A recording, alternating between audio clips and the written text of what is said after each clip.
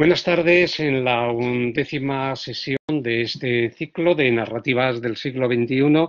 Nos toca hoy, ya lo habíamos señalado, ¿no?, en los correos que hemos intercambiado, a Mende, ¿no?, que es común en todas las novelas que estamos viendo, pero esta ha recibido ese galardón honorífico, ¿no?, entre comillas, que le concedió Babelia a la novela más importante de 2020.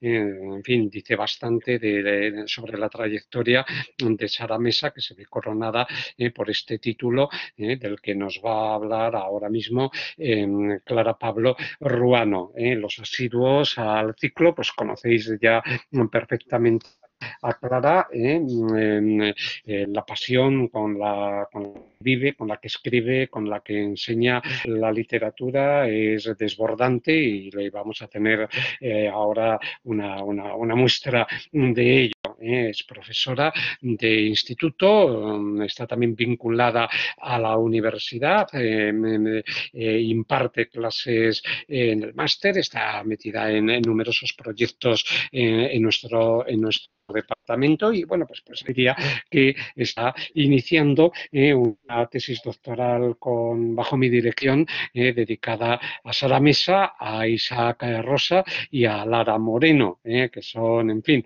figuras ya mayores de la narrativa del siglo XXI. Así que esta ponencia que nos va a traer hoy pues se va a alimentar, ¿no?, de toda esta serie de trabajos que lleva realizados, así que a disfrutar cuando quieras. Clara, muchas gracias por tu trabajo y gracias a los que han asistido esta tarde.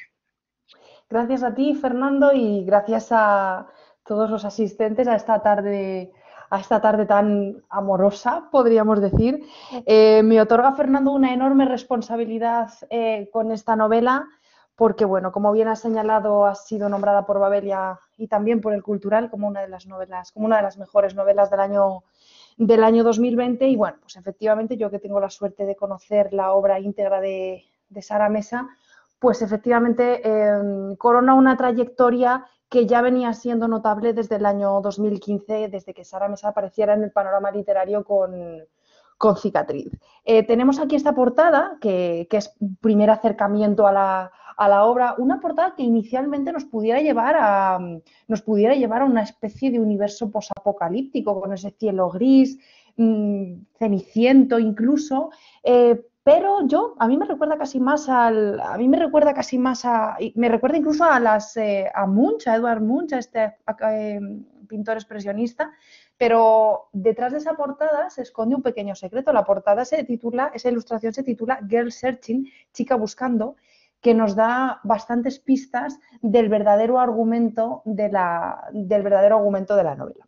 Pero en fin, tampoco vamos a pasar a hablar un poco de la figura de la figura de Sara Mesa. No quiero ser reiterativa porque ya hablé de ella en mi ponencia anterior en este seminario, pero bueno, pues sí recordar algunos datos relevantes. Sara Mesa nació en Madrid en 1976, pero se trasladó de muy pequeña a Sevilla. De hecho, ella se considera sevillana, es una ciudad en la que sigue viviendo, donde nació su hijo cuando ella tenía poco más de 20 años.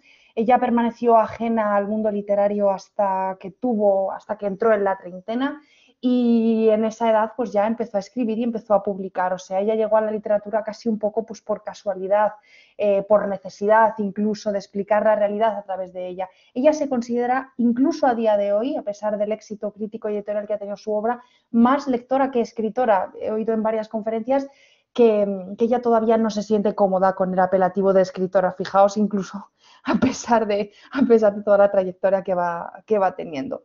Pero he decidido en esta ocasión que sea ella, ¿no?, en sus propias palabras, quien nos hable de sí misma. Cuando fue nombrada por El Cultural como autora de una de las mejores novelas del año, le pidieron que escribiera de sí misma un autorretrato, y entonces pues he decidido traer este autorretrato para que sea ella quien se presente, ¿no? Y dice así: mujer de 44 años, miope, quizá lo de ver mejor de cerca que de lejos y la percepción borrosa del horizonte marcó irremediablemente mi escritura. Soy reservada y tímida, odio hacerme fotos. Si me pongo nerviosa, suelo tirar cosas. Si puedo, leo tumbada. Me gustan los animales. Tengo una completa incapacidad para aprender idiomas y me da mucha vergüenza chapurrearlos. Me confundo con los nombres y las fechas. Soy desconfiada, pero trato de no ser cínica. Me incomodan los elogios. No sé hablar de mis libros. Soy un poco gruñona. Todas las noches sueño, lo que me provee de una valiosa cantera de imágenes. Cuando me mude, será una casa en la que pueda tender la ropa al sol.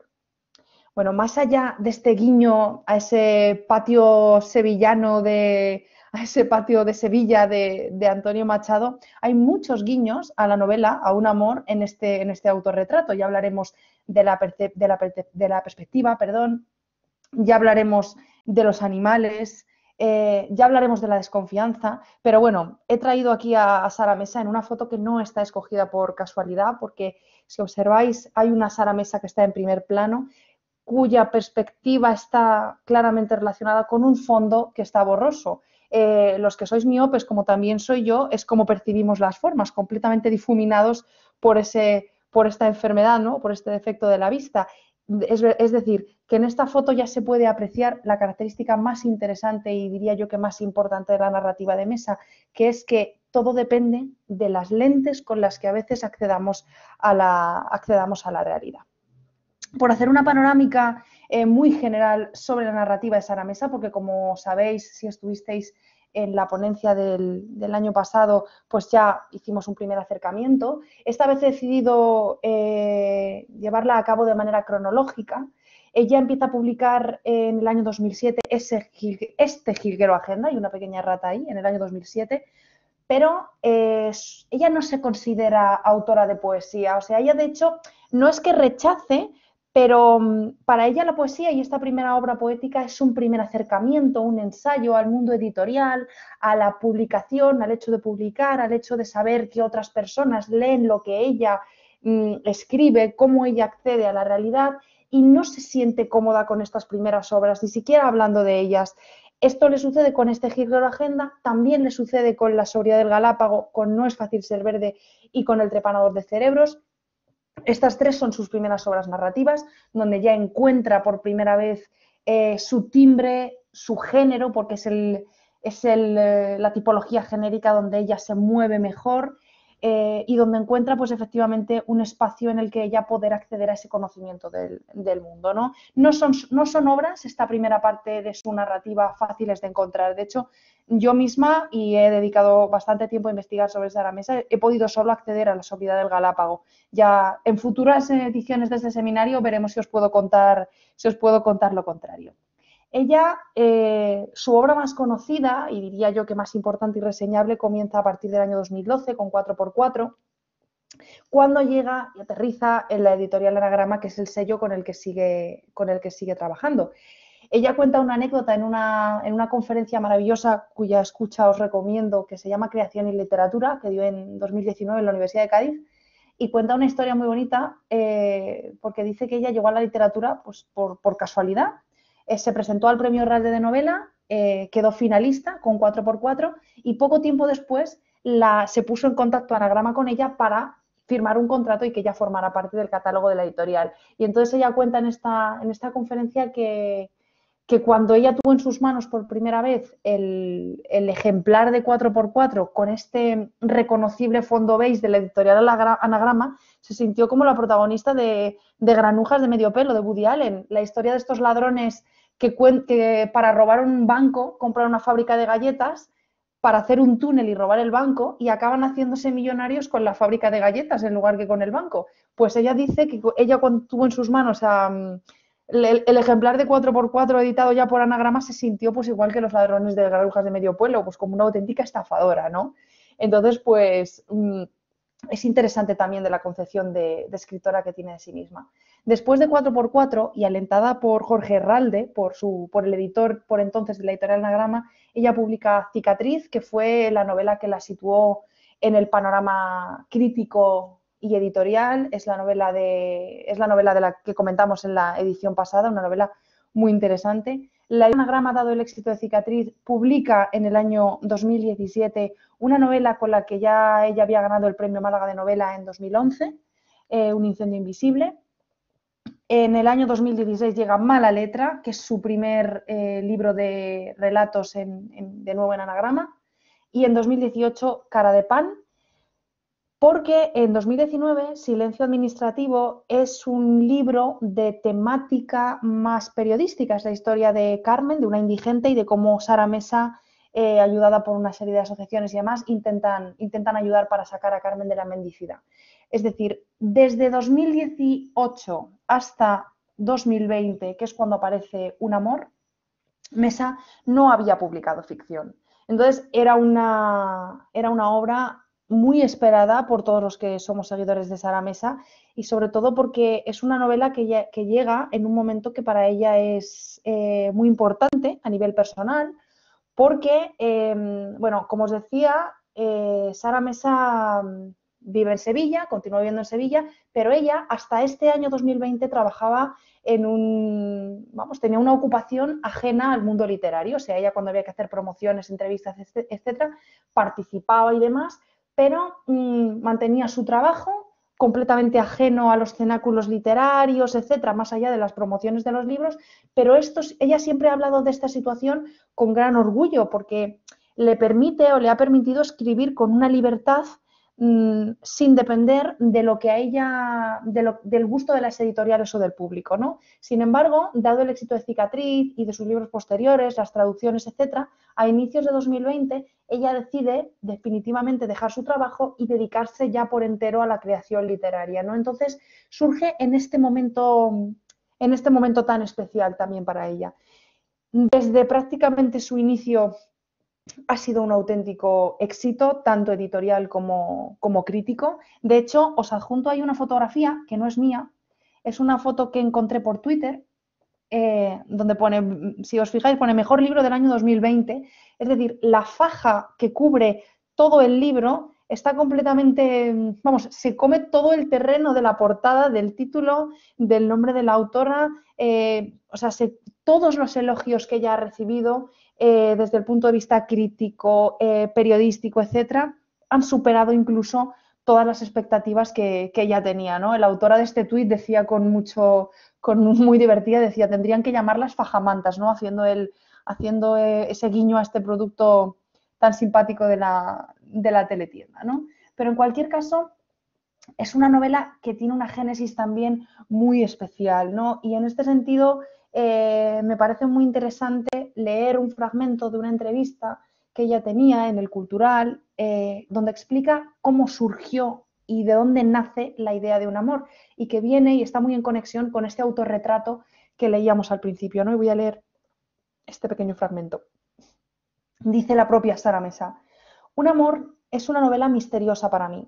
Surge, de hecho, de un sueño recurrente, con toda la ambigüedad que conlleva el mundo onírico, de historias escuchadas hace muchos años y de imágenes que me asaltaron de pronto, sin explicación aparente: goteras en una casa, un perro atado a una estaca, el sonido de la lluvia en el tejado de un cobertizo, una mujer espiando los movimientos de la furgoneta de un hombre.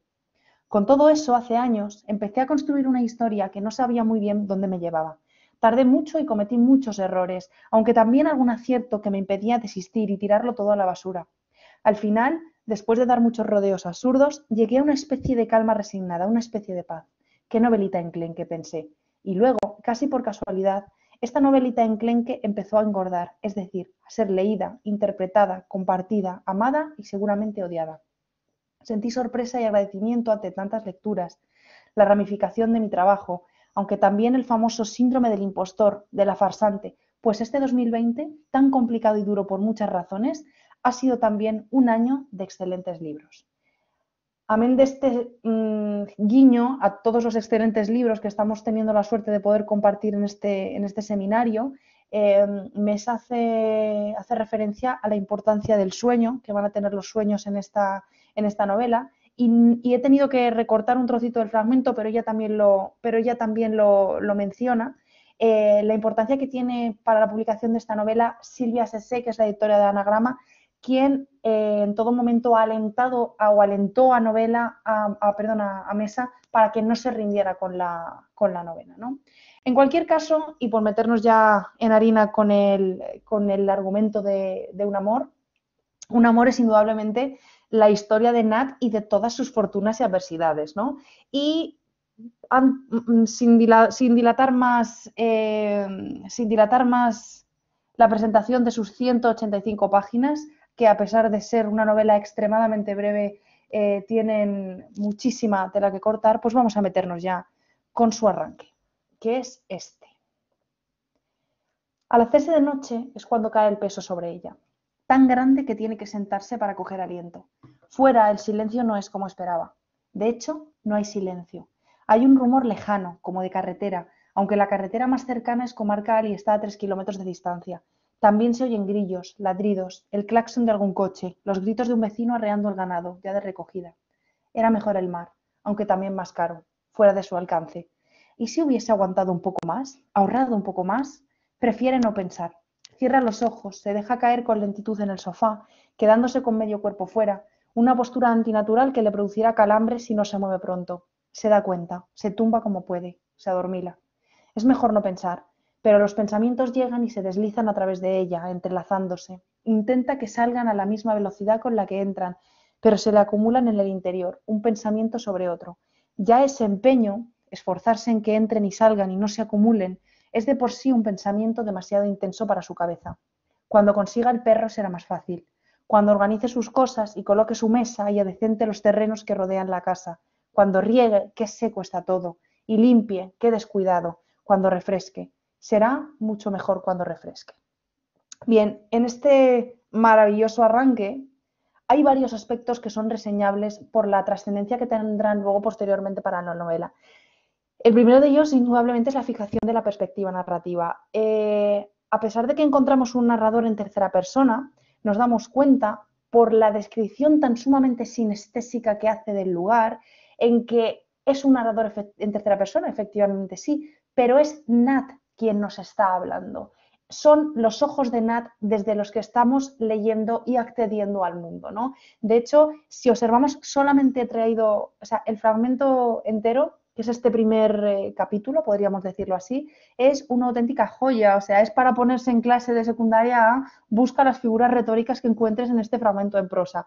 Yo he traído solamente estas pequeñas 4 líneas, donde claramente la descripción se está haciendo a través de los sonidos. Observamos ese campo semántico del silencio, del rumor, de los gritos, de los grillos que se oyen, y observamos además, y fijaos si es poético, que la novela comienza con fuera el silencio no es como esperaba, que si os fijáis es un sílabo. O sea, es un fragmento, o sea, es un inicio enormemente poético donde nos estamos yendo a una persona que siente, que escucha y que oye y que está cansada y que nos lo transmite desde su mismo ser, pero a través de una tercera persona, ¿no? También un aspecto muy interesante es indudablemente la aproximación a los espacios, especialmente a dos. A la casa de Nat, que ella ya nos está manifestando su obsesión y su necesidad porque esté limpia, porque no esté descuidada, y por el entorno rural de la novela. Los espacios van a ser muy interesantes porque van a tener una perfecta unión con los personajes, como ya veremos, y también como tercer aspecto interesante va a ser la mención al perro, que va a ser un elemento central en la trama narrativa por la relación que tiene con Nat y por la relación que va a tener con el resto de personajes. El argumento de Un amor yo lo he dividido en 3 partes que cuadran o vamos, se corresponden con las 3 partes en las que desde el punto de vista paratextual se divide la novela. Una primera parte que yo he dividido, o sea, que yo he denominado la llegada de Nat a la escapa. En esta primera parte tiene lugar la presentación de un microcosmos cerrado, que es el microcosmos de La Escapa. La Escapa es una pedanía, un pequeño pueblo formado por casas con sus correspondientes terrenos, separados por pequeños caminos, donde viven pues muy pocas personas, 10, 15 personas y demás, donde hay apenas un colmado, muy pocos servicios, porque ese microcosmos de esa pedanía lo completa Petacas, que es un municipio un poquito más grande, donde ya hay algunos servicios más, el veterinario donde la buena de Nat lleva al perro, una plaza, algún bar más y demás, ¿no? Una ciudad pequeña, de provincias y demás. Pero estas dos poblaciones tienen una referencia, que es Cárdenas, que es esta ciudad, gran ciudad, que tiene aeropuerto, tiene autopistas, etcétera, que se sitúa a 400 kilómetros de la Escapa, de Petacas, y que es importante, y la nombro en este punto, porque es la ciudad en la que se sitúan todas las novelas de Sara Mesa, de manera que la presencia de Cárdenas aquí vincula un amor con todo el universo narrativo de Sara Mesa, no es como su Macondo, por así decirlo. Este microcosmos es descrito por la chica de la tienda. A la mañana siguiente de esta primera noche, que es la que Nat pasa en la Escapa, que es la que se describe en el arranque de la novela, Nat se levanta por la mañana y decide ir a un pequeño colmado que hay ahí en la Escapa a comprar unos productos básicos, leche, huevos y unas pequeñas cosas para poder ir sobreviviendo, ¿no? Y esta chica de la tienda, que es una adolescente que está aburridísima de la Escapa porque nunca pasa nada y demás, y que está allí pues trabajando en la pequeña tiendecilla de sus padres, le hace toda una panorámica, no solo topográfica, sino también caracterológica, de quién vive en la Escapa, de dónde vive en la Escapa y de cómo se relacionan los vecinos de la Escapa. Le hace una primera aproximación, ¿no? Uniendo, como digo, y va a ser interesante y muy importante para la novela, personajes con espacio, pero sobre todo le da una clave que va a ser fundamental para la novela, que es la siguiente: nunca se ven mujeres solas, no de la edad de Nat, puntualiza. Las viejas no cuentan. Es decir, con su sola presencia, con su sola aparición como mujer sola y joven que aparece en este lugar, Nat ya está transgrediendo las normas no escritas de ese microcosmos cerrado que es la Escapa, ¿no? Bueno, en esta primera parte se inicia también la relación con tres personajes que van a ser centrales, ¿no? El primero de ellos es el casero, que es un auténtico impresentable, sobre el que ya hablaremos más adelante. El segundo de ellos es Peter, que es un tipo bastante alternativo, que fabrica vidrieras y vive desde hace mucho tiempo también en la zona. Y Andreas, que va a ser otro personaje fundamental, sobre todo por el vínculo que mantiene con Nat. Pero sobre ellos profundizaré en el apartado específico de los personajes más adelante. En esta primera parte también se revelan los motivos por los que Nat ha aparecido en la Escapa. Y efectivamente, ahí os señalo que la razón es un robo. Es un robo del que no se sabe nada más que lo que Nat le cuenta primero a Peter y más adelante a Andreas. Nat trabajaba de traductora comercial en una pequeña oficina y roba algo que no sabemos qué es descubierta. Sin embargo, los propietarios de la empresa la perdonan, pero ella, antes que pedir perdón y pedir disculpas y subyugarse en cierto modo, decide irse y decide huir. Y esta es la razón por la que aparece en la Escapa, pero no se sabe nada más de este asunto. Y este misterio va a ser también importante en cierto sentido para la novela. Aparece también en esta primera parte Sieso, que es el perro, que es un pobre perro sarnoso, escuchimizado, que se lo da el casero. De todos los perros que le podría haber dado, pues alguno más simpático y demás, le da este pobre perro, este pobre animal, que lo llama, la propia Nat lo llama Sieso, haciendo referencia, pues eso, ¿no? A que es un sieso, que es un aburrido, que a diferencia de otros perros más cariñosos o más alegres, va completamente a su aire, pasa completamente de ella y le pone muy difícil ser un animal, el hecho de ser un animal de compañía, ¿no? Se produce también un acercamiento a los vecinos que viven en la casita de al lado, que ellos mismos denominan el chaletito. Los vecinos del chaletito son lo que comúnmente se conoce como unos domingueros, una familia con dos niños pequeños que vienen los fines de semana, hacen barbacoas, están allí con sus amigos y demás, hacen mucho ruido, molestan mucho a Nat, que se siente muy molesta por ellos, pero bueno, viven más o menos solo los fines de semana, luego se marchan y demás, ¿no? Y asisten también a una asamblea, a una junta de todos los vecinos de la pedanía, donde ella puede comprobar por sí misma y contraponer lo que ella piensa de todos ellos de aquello que le ha contado la chica de la tienda.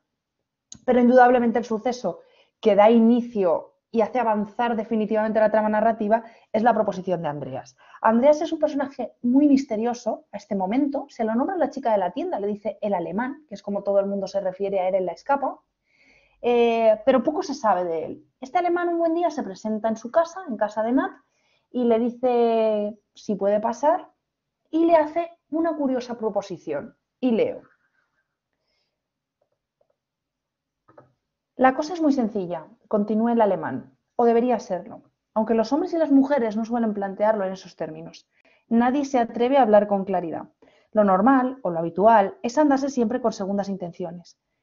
Él piensa que quizá con ella sí pueda hablar sin rodeos. Es tan solo una intuición. Ella puede malinterpretarlo y ofenderse, o incluso interpretarlo correctamente y ofenderse igualmente. No la conoce lo suficiente como para anticipar su reacción, así que la única forma de hacerlo es lanzarse. Espera unos segundos, sondea su mirada. Puedo arreglarte el tejado a cambio de que me dejes entrar en ti un rato, dice. Pues efectivamente, Andreas le propone que como la pobre Nat tiene el tejado roto y hay unas goteras en la casa, le propone que él le arregle el tejado a cambio de que ella tenga una relación sexual consentida con él. Nat definitivamente y tras pensárselo acepta y el alemán efectivamente cumple su parte de este trato y arregla el tejado. Sin embargo, tras el primer encuentro sexual que tienen, que es exclusivamente, insisto mucho en esto, y pactado, sucede pues lo que en un principio todos nos imaginábamos, que es lo siguiente. El alemán abre la puerta, la mira con sorpresa, le pide que pase. Al verlo, al mirarlo a los ojos, esa expresión cerril y lenta, como de no comprender lo que ocurre, Nat siente el latigazo de la furia y también del rencor, y se pregunta si no estará equivocándose de nuevo. Con la voz alterada, le pregunta si puede hablar con él unos minutos. Claro, por supuesto, responde él. Y baja del todo el volumen del televisor, aunque sin apagarlo. Hace un sitio en el sofá para que ella se siente, aparta cojines, echa abajo la gata atigrada. Le pregunta si quiere tomar una cerveza. Ella dice que no. Se sienta enfrente, en un sillón feo y ajado. A ella le da tiempo a darse cuenta de eso, de que es feo y está ajado. Pero no hablarán. No en ese momento, ni en las siguientes horas, ni en toda la noche. Efectivamente, después de ese primer encuentro pactado, Nat se queda pensando, se da cuenta de que le apetece tener un segundo encuentro, acude a casa del alemán y efectivamente tienen un segundo encuentro que acabará convirtiéndose en una serie de encuentros más y en una especie de relación, y lo pongo en cursiva, porque establecen un vínculo que al principio es únicamente erótico, sexual, pero que hace que Nat entre en una deriva psicológica, reflexiva, a partir de esta extraña relación que tiene con él, ¿no? De manera que en toda la segunda parte de la novela resultan fundamentales todas las reflexiones que Nat tiene alrededor de esa especie de relación que tiene con el alemán, ¿no? Reflexiones que versan alrededor del deseo, alrededor del erotismo, alrededor de la obsesión que se ha convertido la relación para ella, alrededor de la culpa que ella siente por tener una relación exclusivamente erótica y desear que no lo sea. Entonces, es una relación que comienza, digámoslo, como si dijéramos a envenenarse de todos estos pensamientos, ¿no? A lo que se suma, además, que Nat comienza a sospechar por comentarios que le hacen los vecinos. Peter se ceba especialmente con ella, la chica de la tienda, que a partir de estos comentarios Nat se da cuenta de que la presencia de Andreas no es demasiado bien recibida en la escapa, a pesar de que él lleva ya un tiempo viviendo allí, ¿no? A todo esto se suma el aumento de tensión con el casero. Como decimos, el casero, como decíamos antes, es una persona absolutamente impresentable, un auténtico sinvergüenza que entra en la casa que Nat le tiene arrendada cuando le da la gana, entra sin avisar, se niega a arreglarle todos los desperfectos, se niega a colaborar con ella, tiene con ella una actitud completamente despótica, completamente tiránica, y esto hace que para ella la presencia del casero sea una auténtica fuente de ansiedad, de agobio y de turbación, ¿no? Entonces, esta tensión aumenta en la segunda parte y va a tener un final que no os voy a desvelar en la tercera, ¿no? Pero de momento ahí sigue en esta segunda parte, en esta progresión. La segunda parte de la novela finaliza con el episodio de las crías de Lee. Lee es la gata atigrada de Andreas, esta gata atigrada a la que hacíamos mención en el fragmento anterior. Y sucede con ella lo siguiente. Y además está la gata quejumbrosa que continúa maullando como un bebé que llora, más desesperante que un bebé que llora, sin parar, con exigencia, unos aullidos más hondos de lo normal, mucho más insistentes de lo normal. Nat se detiene. ¿Se habrá puesto de parto? No, dice Andreas. Está buscando a las crías. ¿Nacieron ayer? Nat se incorpora. sentada sobre él, mira su rostro sin gafas, desprotegido pero distante. ¿Y dónde están? Los ahogué en un barreño de agua. Esta brutalidad, que sigue siendo tristemente habitual en muchos pueblos de España, da inicio a una discusión profunda entre Nat y el alemán, que finaliza con la ruptura. Uy, esta se me ha colado. Ahora os cuento, bueno, no sé si me va a dar tiempo. Vale, que finaliza con la ruptura de Andreas y el duelo de Nat, ¿no? Andreas definitivamente rompe con ella, decide que no quiere continuar con la relación, y efectivamente Nat entra en un proceso de sufrimiento, se encierra 2 semanas en casa sin comer, prácticamente sin salir, llama a Andreas por teléfono, Andreas le dice que la deje tranquila, es decir, como si hubieran tenido una relación de muchísimo tiempo, pero sin haberla tenido, ¿no? 2 semanas después, cuando ella ya decide empezar a retomar su vida, un día decide salir a dar un paseo por el Glauco, que es un monte cercano que rompe, digamos, toda la llanura en que se sitúa la Escapa, y durante este paseo, si eso se escapa, y sucede lo siguiente. Es un poco más tarde, de vuelta a su casa, cuando distingue el alboroto. Primero unas formas confusas y después la gente alrededor, moviéndose en torno a algo, la polvareda que levantan un par de coches, el monovolumen de los vecinos justo en ese momento arrancando, y algunos gritos que le llegan amortiguados por la distancia. Aprieta el paso mientras un oscuro presentimiento toma forma en su interior. Avanza sin comprender del todo, aunque los gritos pertenecen ya a personas concretas y son de la vecina subiéndose al coche en marcha, y también de su hijo que berrea, pataleando porque lo están dejando solo. Hay además un grupo de 2 o 3 hombres. Uno de ellos agarra un palo o algo que parece un palo y merodea en torno a la casa de Nat. El monovolumen ya se ha alejado. Su silueta en el pues ya casi indistinguible. ¿Qué pasa?, se pregunta mientras se apresura. ¿Qué está pasando? Hasta que ve que uno de los hombres corre hacia ella y la llama, pero su tono no es de advertencia, sino de acusación, como si fuese culpable de algo. Dice, grita, y todo lo demás viene muy rápido. Es el perro, le dicen, esa bestia salvaje. ¿Dónde se había metido mientras tanto? La niña tiene la cara destrozada, le dicen. ¿Por qué no lo dejó atado? ¿Acaso no sabe que es una fiera? ¿Y dónde está ahora ese demonio? Debe entregarlo, le dicen. Ellos darán buena cuenta de él. Pobre niña, debería verla enseguida, que vea lo que ha hecho. Nat solo entiende a duras penas. Mira al niño, que está ante la puerta cogiéndose la cara con las manos, arrasándose las mejillas con las uñas, la dueña de la tienda, que lo coge en brazos y se lo lleva a la fuerza. Alguien le ordena que vaya allí de inmediato, que se vaya a buscar a la bestia, que se quite de en medio si no quiere que alguien la mate allí mismo, que se desaparezca, al menos que esa pobre mujer sepa que su hija está a salvo, esa madre embarazada, la madre a cuya hija le han destrozado el rostro y de cuya desgracia, al parecer, Nat es ahora culpable. Es decir, el bueno de Sieso, durante el paseo que da con Nat, se escapa y le ha mordido la cara hasta destrozársela a la niña de los hijos del chaletito, ¿no?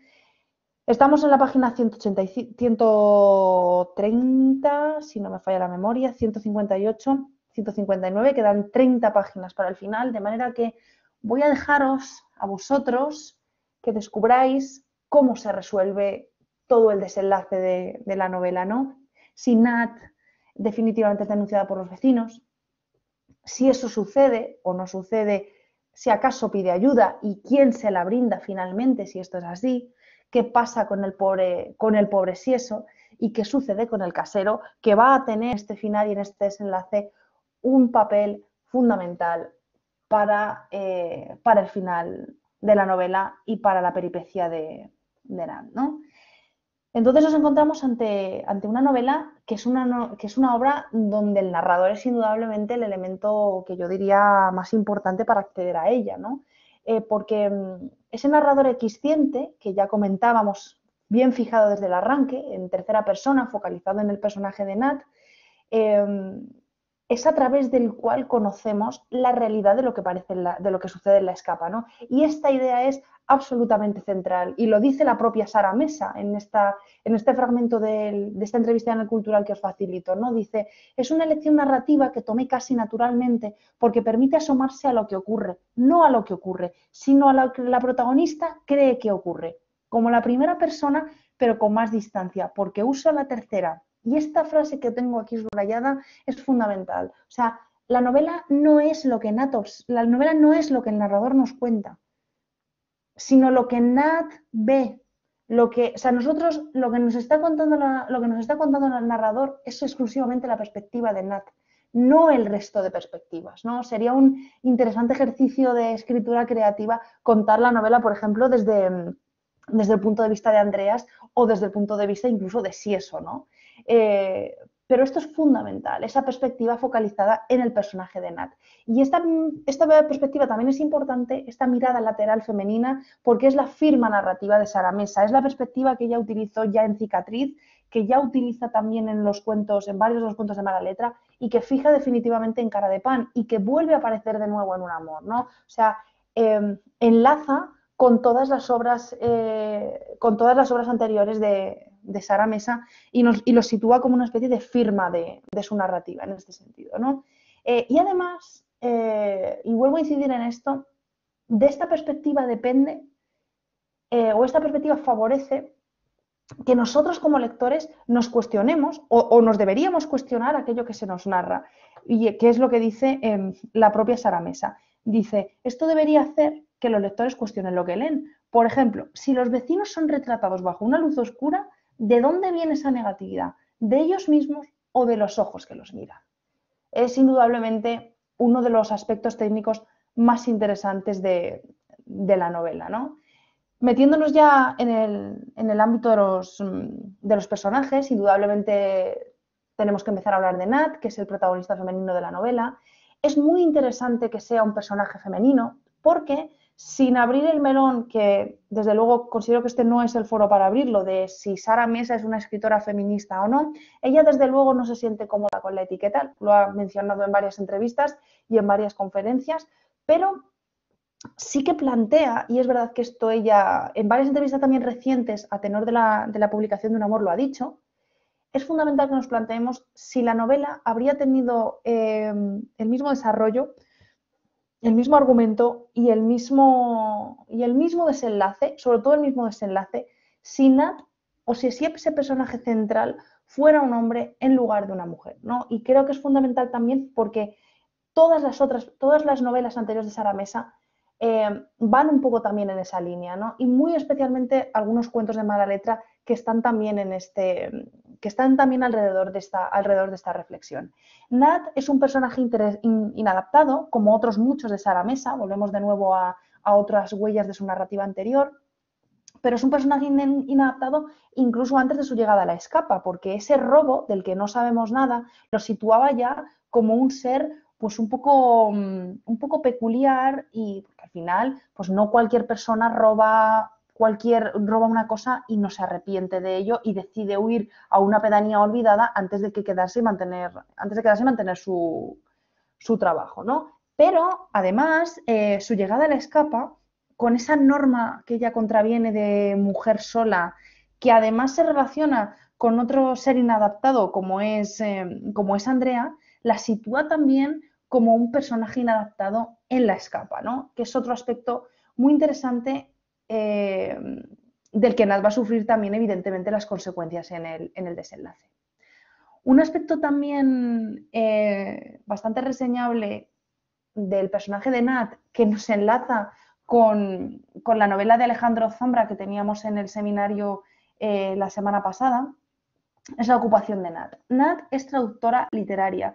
Es traductora literaria por primera vez durante el argumento de Un amor, porque ella era traductora comercial y es la primera vez que le han encargado la traducción literaria de un libro.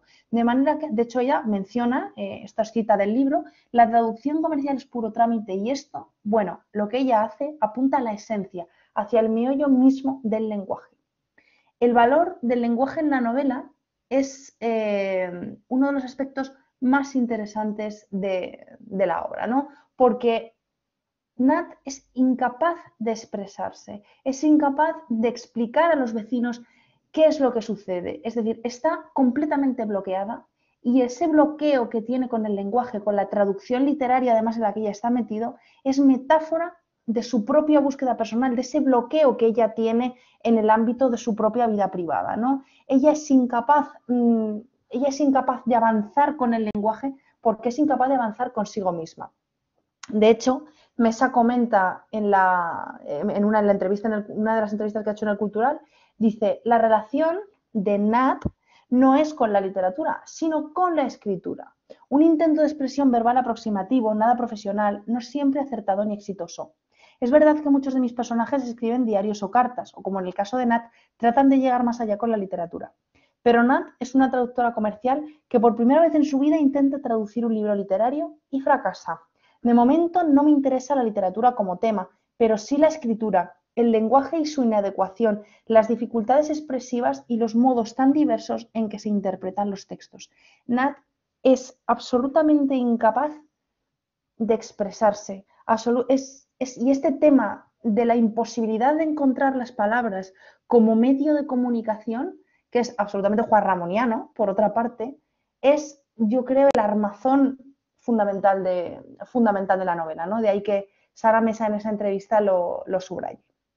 Voy a leer rápidamente un fragmento en el que se observa esta lucha de Nat con el lenguaje.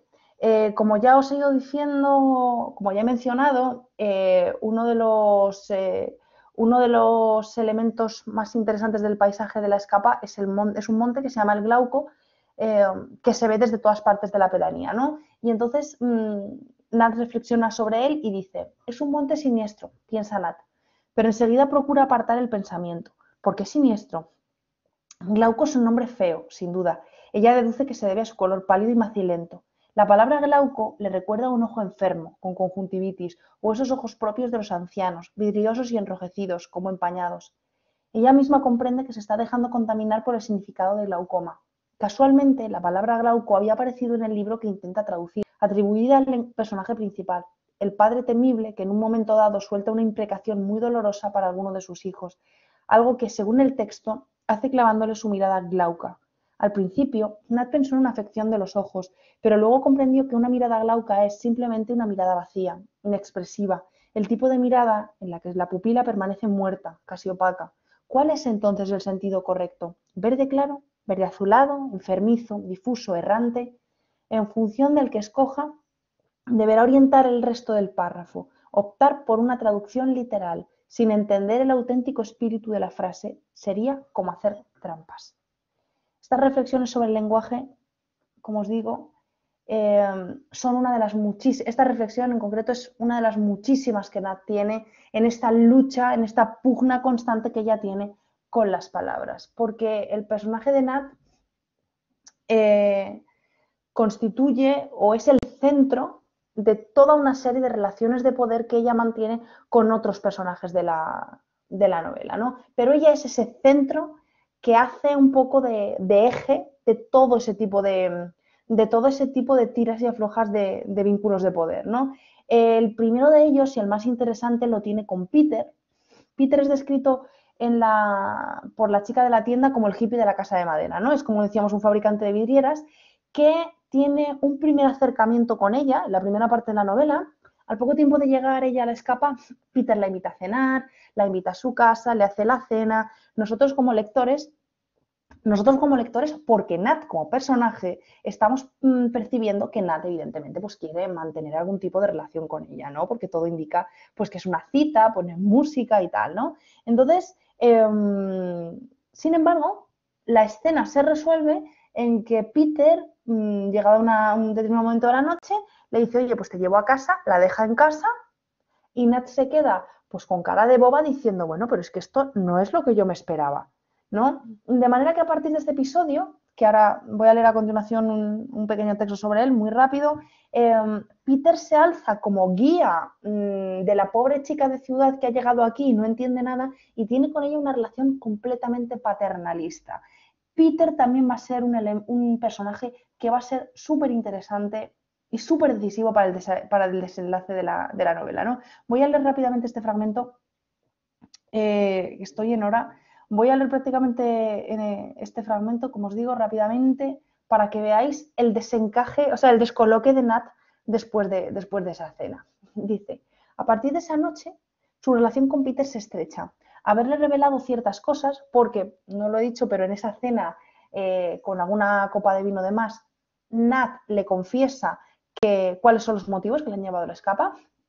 Haberle revelado ciertas cosas coloca a Nat en desventaja, pero esta asimetría no le preocupa, puesto que no se lo ha contado todo ni mucho menos. Tras las confidencias, la actitud de él no ha cambiado. En todo caso, se ha vuelto aún más afable, más cariñoso incluso.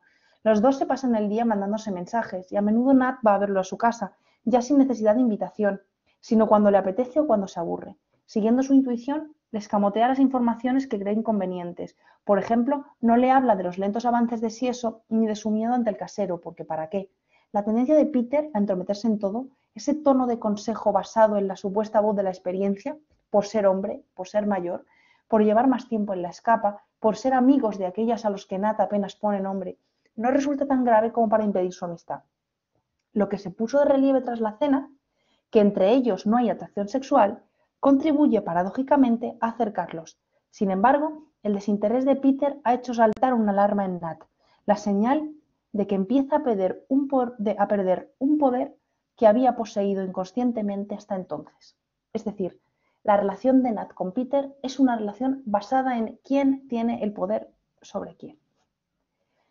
El tercer personaje, indudablemente el otro, diría yo, protagonista de la novela es Andreas. Andreas es un hombre conocido en la escapa como el alemán, es muy misterioso y de hecho, si Nan nos hubiera acercado a él y no hubiera tenido una relación con él, no habríamos sabido absolutamente nada de él, es totalmente hermético.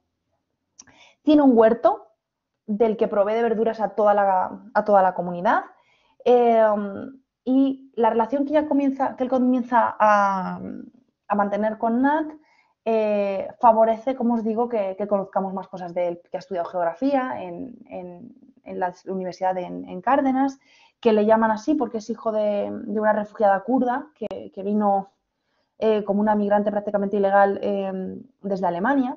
Pero lo más interesante, evidentemente, con respecto a Andreas es la relación que mantiene con Nat. Esta relación que comienza como una explosión puramente sexual, absolutamente pasional, desbordante, comienza desde ese sexo como un pacto, evoluciona hacia esa pasión completamente desbocada, pero progresivamente va avanzando también hacia una lucha de poder, que es una de las reflexiones más interesantes que tiene, más importantes y más interesantes también que tiene Nat a lo largo de la novela, ¿no? Porque ella es consciente de que ella tenía el poder cuando ella aceptó el pacto con Andreas, pero desde que ella se ha subyugado a sus instintos sexuales más primarios, ella ha dejado de tener ese poder.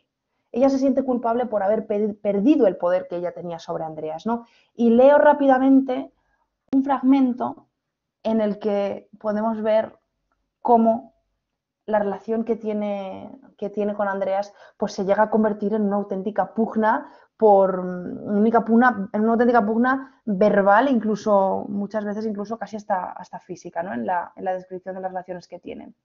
En este momento, Nat le acaba de contar a Andreas el asunto de su robo, ¿no? Y le responde a Andreas, ¿qué piensas de todo esto? Le pregunta, ¿de qué? De lo que te he contado. Estás muy callado. ¿Qué piensas? Andreas se incorpora. La mira con dureza, con una opacidad nueva en sus ojos, ojos de cristal o de muerto. Su tono es seco, inesperadamente severo. ¿Lo preguntas por preguntar o de verdad quieres saberlo? ¿A ti te perdonan y todavía te quejas? No me quejo, yo hablaba de otra cosa. ¿De qué hablabas entonces? Pero ella no sabe responder. El hombre que yace junto a ella, el hombre desnudo con el que acaba de explotar de placer, es ahora un desconocido que va armado. Él, ese Andreas que jamás se altera, habla a continuación de su madre, como si hubiese sido necesario el enfado para exponer su intimidad. Le cuenta que era kurda, procedente del norte de Irak. Siendo muy joven, se vio forzada a huir de una guerra, una de tantas, y tuvo que exiliarse a Turquía caminando, durante días y noches, con un bebé, él, en brazos. Pasó hambre y penalidades en Alemania, una miseria cuyos detalles va a ahorrarle. Y aún así, dice, su madre nunca robó nada. Era una buena mujer, generosa y valiente. De sus labios jamás sale una queja. Lo siento, susurra Nat. ¿Qué es lo que sientes? ¿El sufrimiento de mi madre o haber estado quejándote por nada? Siento lo de tu madre, pero parece que me culparás a mí. Mi historia no tiene nada que ver con la suya. Nadie habla de culpas, es solo una cuestión de gratitud. cuando tú agarras algo, ya estás pensando en agarrar otra cosa. ¿A qué te refieres? En general, eres así. No me conoces lo suficiente. ¿Cómo puedes decir eso? Tú me preguntaste qué pensaba. Es decir, atención, como siempre, como decimos, a la lucha, pero sobre todo atención al cuando tú agarras algo, ya estás pensando en agarrar en otra cosa, ¿no? ¿Qué hay detrás en realidad de esa afirmación? Otros personajes interesantes, y pasó bastante rápido, más rápido de lo que me gustaría por este tema, porque nos quedamos sin tiempo, es indudablemente el casero. Ya he mencionado que se trata de un auténtico, no, de un ser, es que no hay otra palabra, que es un auténtico ser despreciable, ¿no? Por no decir otras palabras más fuertes. El casero, en estas líneas de poder que salen o que brotan desde el personaje de Nat, representa ese poder que a Nat se le impone y del que es incapaz de escapar, ¿no? Porque Nat, con esas entradas sin avisar del casero a su casa, se le está imponiendo un poder para que a ella le resulta absolutamente imposible de gestionar, ¿no? Y va a ser también, como ya he ido señalando, pues un personaje central en el desenlace de la novela. El personaje de Sieso, que a mí me encanta, a pesar de que pudiera parecer como un personaje secundario a lo largo de la lectura, y tiene un personaje, o sea, tiene un papel también, tiene un papel definitivo para el desenlace de la novela, pero tiene también una segunda lectura, que es que en la incapacidad que tiene Nat para hacerse con él, para domesticarlo, para imponer también sobre él su voluntad, establece en cierto sentido también una relación de poder con él, ¿no? Eh, es cierta metáfora, es un símbolo de ese esfuerzo que está haciendo Nat por gobernar el entorno. Eh, entonces, ayer hablábamos Fernando y yo de que puede interpretarse también como casi un trasunto del personaje de Nat, ¿no? Casi son incluso, pueden llegar incluso a ser o a considerarse paralelos. Pero bueno, como os digo, no me puedo enredar a hablar de él, pero sí que da para una larga disertación. Los personajes de Roberta y Joaquín son unos personajes preciosos. Antes me he saltado sin querer un fragmento, pero bueno, ya no me va a dar tiempo a leeroslo. Un fragmento precioso. A mí Roberta me parece un personaje tiernísimo, porque son una pareja de ancianitos que viven también allí en La Escapa, que son vecinos de Nat. Roberta se encuentra en un avanzado estado de demencia, apenas conoce a la gente, dice cosas inconexas, pero en esas cosas inconexas a veces tiene momentos de lucidez o de aparente lucidez en el que va revelando o adelantando algunos acontecimientos de lo que a Nat le va sucediendo, ¿no? Estos personajes tienen relación, lo he marcado, he señalado ahí la relación con Un incendio invisible, porque en esta novela hay una... Bueno, tiene también ciertos paralelismos con Un amor. Hay un geriatra que llega a una residencia de ancianos donde hay varios ancianos que están también en este estado de demencia en el que se encuentra Roberta y que también tienen esta especie de valor profético para el desenlace de la novela, ¿no? Nat termina trabajando con ellos porque llega un momento en que empieza a tener problemas económicos y entonces empieza acabando por ayudar a Roberta y a Joaquín, ¿no? Pero sobre todo son interesantes porque reflejan este interés de Sara Mesa por aquellos personajes que todavía no han pasado el filtro de la sociedad, ¿no? Le pasa un poco como con los niños, que son también un personaje muy habitual de la narrativa de Sara Mesa. Son personajes sin prejuicios, que todavía no están contaminados por los prejuicios y por las imposturas de la sociedad, y tienen aquí este valor. El espacio, como digo, como ya he ido mencionando a lo largo de la presentación, va a ser también un tema central en la novela, ¿no? Y hay dos espacios que son absolutamente necesarios de mencionar. El primero de ellos es el microcosmos de La Escapa y el valor que tiene este topónimo de escapar, es decir, porque al final La Escapa acaba siendo el lugar al que Nat escapa, al que Nat huye después de haber cometido ese robo, ¿no? Se sitúa a 400 kilómetros de Cárdenas y por tanto se define en contraposición a la ciudad. Y sobre todo, no me da tiempo a leeros el fragmento, no quiero robaros más tiempo, pero sobre todo la pedanía está situado en una llanura solo rota por la figura del Glauco. El Glauco, como digo, es este monte que se ve desde todas las partes del pueblo, que tiene un potente valor simbólico. La novela tiene numerosos símbolos que son guiños físicos o son guiños de escenario, por así decirlo, al personaje de Nat, ¿no? Y el Glauco tiene definitivamente este valor simbólico también. Un aspecto que resulta también central es que la novela no debe interpretarse como un texto neoruralista. La novela no está en la línea, a pesar de que se desarrolle en un entorno rural, en una pedanía, no está en la línea de Los asquerosos de Santiago Lorenzo, de Intemperie de Jesús Carrasco, de Por si se va la luz de Lara Moreno, de la novela que nos va a hablar, de la novela de la que nos va a hablar también Javier Elgueta dentro de unas semanas, de Un Gister en la España vacía. O sea, es una cuestión que tiene que ver con el interés de mesa de analizar el comportamiento humano de una persona que llega nuevo a un microcosmos, no de esta especie de interés por recuperar el campo, esta especie de nuevo Beatus Sile, por así decirlo. Entonces, no debemos interpretar este escenario rural en este sentido. El segundo espacio que también es central para interpretar el personaje de Nat es su casa, ¿no? Como ya veníamos adelantando desde el arranque. Es un espacio que se opone al espacio exterior, a este microcosmos rural, y crea como una especie de refugio para Nat. Ella crea su propio microcosmos dentro del microcosmos, y es fundamental porque es una progresión o una proyección de la psicología de la protagonista y una metáfora de su proceso de búsqueda. Para ella la casa es su refugio, es el lugar donde ella se busca, porque es el lugar también donde ella traduce, donde ella se encuentra con el lenguaje, donde ella habla consigo misma, ¿no? Entonces, por eso es tan importante, y es la propia Sara Mesa la que lo dice, y aquí sí que me voy a detener a leer sus palabras. Dice, este pequeño espacio, el de la casa alquilada, es central en la novela. La idea de que el casero mantenga su llave, de que pueda entrar en cualquier momento, es tan perturbadora para Nat que le impide estar allí en paz ni un solo minuto. La casa tiene goteras, no ofrece protección, es como una enemiga para ella. Según el psicoanálisis, las casas nos representan a nosotros, a nuestra propia identidad y nuestro propio cuerpo. En este sentido de la novela, creo, tiene un punto onírico muy fuerte. Por eso no puede ser interpretada literalmente, sino si acaso de un modo aproximativo. Es decir, es otro símbolo, otra proyección de este personaje que protagoniza un amor. Los temas de la novela son una recolectio de casi todos, le falta sin duda en la infancia y la adolescencia. Si tuviera un niño, si uno de los personajes hubiera sido un niño, habría tenido prácticamente todos los temas de toda la narrativa de Sara Mesa, ¿no?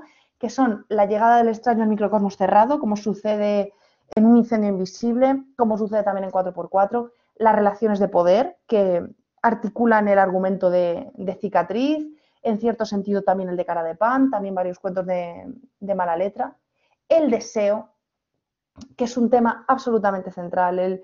Las relaciones entre el deseo y el poder son quizás, si yo tuviera que decir un tema de la novela, sería indudablemente este, ¿no? Porque leo las cuatro últimas líneas de este fragmento, ¿no? No he hablado en ningún momento del título de la novela. El título de la novela, que es evidentemente un amor, ¿a qué hace referencia? Cabe preguntarse eso, ¿no? Y lo dice la propia Sara Mesa. Un amor no es una novela de amor, y sin embargo se titula así porque amor es la palabra más manoseada del mundo. La confusión que origina el título, la posible decepción o desconcierto que ocasiona a los lectores es buscada. Si en los grandes almacenes colocaran el libro en el apartado de novela romántica, me sentiría muy feliz, porque sería como activar una pequeña bomba en sus anaqueles. Entonces, si no se trata de un amor convencional, ¿a qué amor me refiero? ¿Qué significa este título?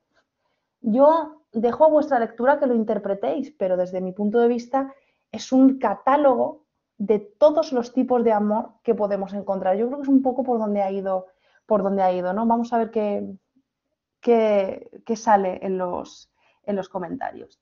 Y evidentemente el tema del lenguaje que ya mencionábamos a tenor del personaje de Nat, ¿no? Lo más interesante del personaje, de la importancia del lenguaje, no son solo las reflexiones de Nat a partir de este concepto, sino el contraste entre estas reflexiones tan sumamente complejas, tan sumamente filosóficas, existencialistas incluso, y la sencillez casi barogiana. Yo siempre digo que Sara Mesa me recuerda mucho al estilo de Baroja, ¿no? Esa sencillez barogiana con la que escribe Sara Mesa. Ella dice que sus libros, y damos fe, quienes los hemos leído, no son difíciles de leer. Cualquier persona puede leer el libro de Sara Mesa y entenderlo. Ahora bien, aprenderlo, llegar a adquirir o alcanzar ese sentido último quizás es más complejo, pero ese contraste entre la dificultad de fondo, la cantidad de lecturas que admiten las obras de Sara Mesa y la sencillez, el lenguaje casi coloquial, con el que a muchas veces, no coloquial, evidentemente no, porque no hay jerga, no hay insultos, ¿no? Pero esa sencillez casi parece muchas veces discurso hablado, ¿no? Esa naturalidad con la que están escritos forman un contraste que es quizás uno de los aspectos más interesantes de su narrativa. Sin abusar ya más de vuestra amabilidad, voy a cerrar la ponencia leyendo una última frase que dice así: comprende que no se llega al blanco apuntando, sino descuidadamente, mediante oscilaciones y rodeos, casi por casualidad. Ve con claridad que todo conducía a ese momento, incluso lo que parecía no conducir a ninguna parte.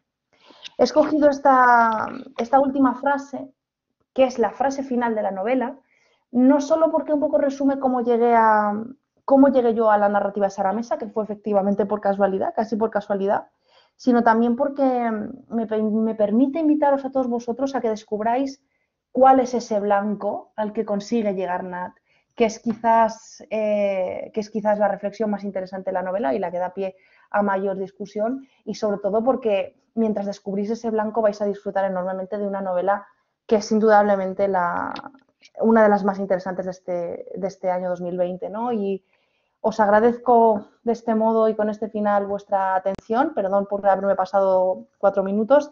Y de nuevo, muchísimas gracias a Fernando por haber contado conmigo. Y bueno, pues espero vuestros comentarios y reflexiones. Gracias a todos. Mil gracias, Clara, por tu exposición, que ha sido, amplísima y, como tú decías, se han quedado muchas cosas en el tintero, indudablemente, porque parece mentira que una novela que tiene 185 páginas, pues, como veis, las perspectivas que ha ofrecido Clara, ya no solamente porque sea un compendio de la producción anterior de Sara Mesa, sino por el engranaje tan sutil de muchos temas y motivos que podríamos abordar. Yo creo que has cubierto los aspectos más importantes. Como siempre, pues voy a añadir algunas líneas de reflexión para dar inicio al debate y para dejar, ¿no?, o para complementar, ¿no?, en la medida de lo posible, que es difícil, el que tú nos has planteado. Yo cuando releí, ¿no?, Un amor hasta hace un par de días, me vino a la cabeza un posible vínculo entre un amor, y diréis, bueno, pero este hombre ya está disparatando en la senilidad en la que se encuentra. Relación con la casa de Bernarda Alba, que va como subtítulo Drama de mujeres en los pueblos de España, porque era el punto de partida de una serie de textos que pensaba escribir Lorca, ¿no?, y que el final trágico que tuvo pues no le permitió llevar a cabo. En cierto modo, nada te recuerda a Adela, porque lucha por escapar, ¿no? Y ahí está el nombre del pueblo, de toda una serie de normas que la asfixian, y que también, como Adela, encuentra en el sexo, en esas relaciones con Andreas, una vía, ¿no?, para poder afirmar su voluntad, para sentirse bien, sobre todo ella, cuando recuerda además que las relaciones que ha mantenido con otros personajes, pues bueno, no funcionado, no se sentía a gusto, prefería no llegar hasta... En cambio, con Andrea se explota, ¿no? Que es además un término que hemos visto en uno de los pasajes que nos ha traído aquí Clara, ¿no? Eso es lo que nos permite explicar ese complejo trueque que le propone a Andreas con tanta habilidad, porque no emplea una palabra que pueda ser malsonante, sino que le dice de que me dejes entrar en ti, ¿no? Esa es una palabra a la que Nat, que está dándole vueltas al lenguaje continuamente, pues está obsesionada por ella, ¿no? Y es la que acaba, ¿no? Empujándolo de esa forma. Pero también me recuerda a la casa de Bernarda Alba y ha hecho clara incidencia, ha incidido en este personaje por el personaje de Roberta. Roberta es como... María Josefa, como la madre de Bernarda Alba, que la tienen encerrada en un desván. Aquí a Roberta, no, el marido la vida con mucho cuidado, tienen 80 años las dos, es una mujer que está también totalmente ida, que a veces parece que está muy lúcida y que suelta unas frases que son estremecedoras, porque las verdades más profundas de la obra las dice ella. Una de ellas es, ella y ella le da fruta y él pone los ladrillos, dice en un momento determinado, cuando se da cuenta de la relación que mantiene con Nat, y Nat lógicamente se queda consternada de decir, bueno, ¿a qué se está refiriendo con estas palabras, verdad? Entonces es cierto que ahí no es neoruralista, ni muchísimo menos. En este sentido, no tendríamos, estamos totalmente de acuerdo, sino que están muy bien construidos. Ha hablado también Clara de una estructura barogiana, Cárdenas la gran ciudad, Petacas la ciudad de provincias. Aquí estaríamos en La Escapa, que es efectivamente un pueblo pequeño, ¿no? Un pueblo en el que pues, la gente se muere de asco, ¿no? Incluso los del chalet pues lo querían vender y no lo pueden vender y dicen, bueno, pues ya nos lo quedamos para que los niños puedan tomar un poco el aire, ¿no? Realmente. Entonces, claro, todos los personajes viven hacinados, no recociéndose en ese oro. Muy buena muestra de ello es el castigo que infligen a unos hermanos que vivían en una casa apartada y que mantenían supuestamente o no supuestamente relaciones incestuosas, ¿no? Eso nos daría pie pues para ir comentando esa escala tan amplia de análisis que realiza de las relaciones sexuales.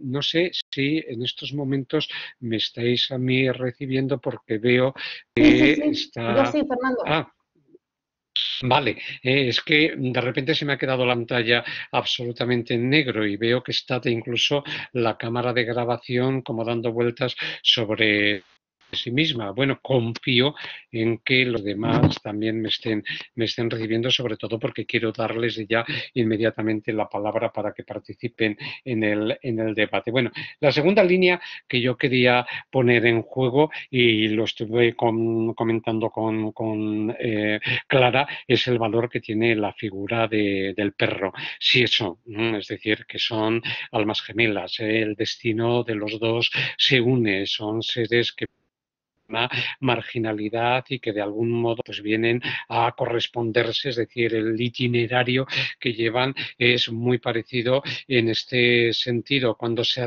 relee la novela y se incide sobre todo en los pasajes en los que va apareciendo el perro, pues uno se va dando cuenta de que ese esfuerzo que realiza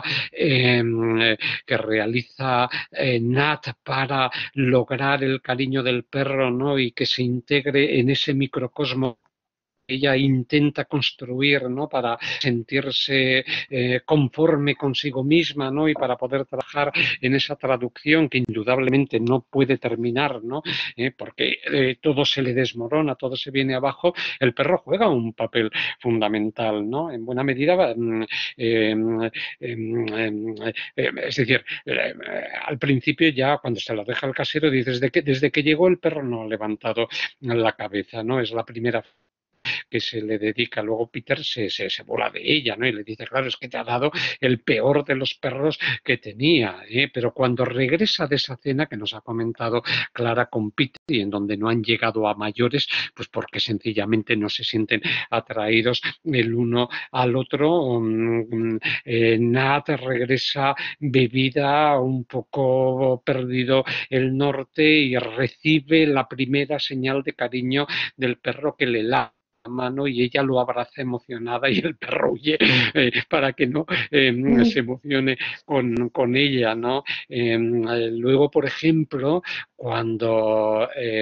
se produce la ruptura con el alemán, también si eso tiene un papel predominante, ¿no? Porque Nat se queda consternada y entonces cuando Siso va, dice, está en posición hierática, las orejas en punta, los ojos achinados, es decir, que tiene como una especie de inteligencia especial para ir adivinando, ¿no?, ese proceso que Nat está sufriendo, bueno, pues de acoso de todos los habitantes de la escapa y al mismo tiempo ese descenso, porque esta palabra aparece en la obra, ¿no? Hay un descenso, diríamos que a los infiernos está claramente determinado ya en la final de la obra. Hay un momento también en que ya no necesita atarlo, si eso ha cambiado mucho, no lo ata por las noches, duerme a su lado,